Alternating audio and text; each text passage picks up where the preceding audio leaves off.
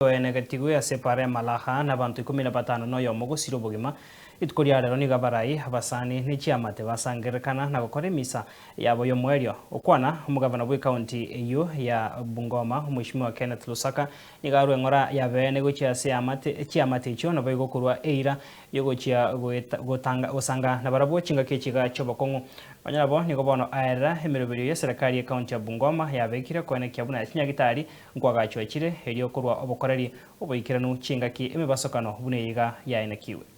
Na wale madereva ambao hawajali wengine wanaotumia barabara lazima wachukulie hatua za kisheria. Mimi nataka kuomba wabunge wetu wa bunge la kitaifa na seneti, mkirudi bungeni, nimeongea na Kimani Ichung'wah kiongozi wetu, look at the Traffic Act and tighten the law on recklessness on our roads.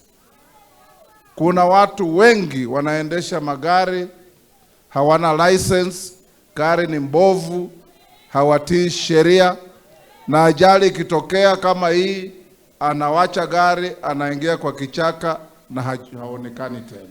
Sisi kama nchi, na hii inatoka kwa rais mwenyewe, tumeleta rambirambi hapa kwa hizi jamii. Na niliwauliza hawa wabunge wetu wawili washirikiane na familia, tukaongeza ofisi ya governor, ya senator na ya mama county, kuhakikisha yale yote tunataka kusaidia familia ifanyike.